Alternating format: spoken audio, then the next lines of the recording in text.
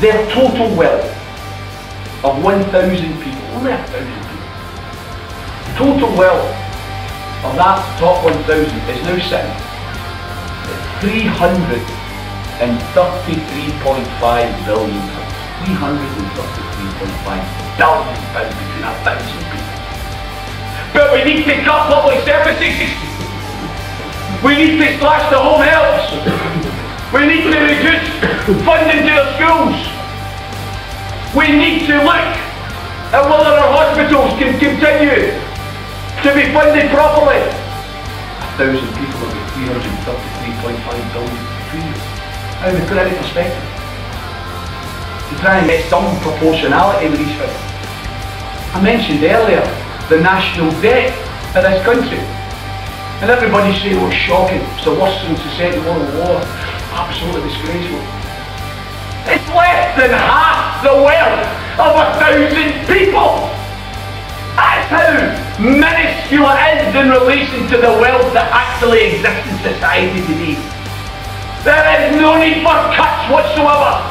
And any politician that tells you there is either lying or they're duping you because they're standing up for the millionaires and the millionaire class, which is what they've been doing over the last 13 years, and they should be ashamed of what they've been doing. If you want public sector cuts, let's cut the 100 billion that's been set aside for the immoral and illegal weapons of Trident nuclear submarines. If you want public sector cuts, let's cut the £6 billion of our involvement in illegal wars in Iraq and Afghanistan. If you want public sector cuts, let's cut the £5 billion of set aside for a civil liberties disaster in the shape of their ID card scheme. You want public sector cuts, let's cut the wages of the MPs to the average wage of a skilled worker. There's your cuts for you. There's no need whatsoever for a single public sector job to be lost. No need for a single public service to be reduced.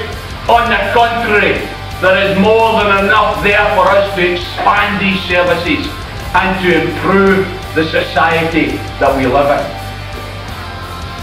Why, oh why do you keep saying that there's going to be cuts? Why do we have to pay for a crisis that's got nothing to do with us?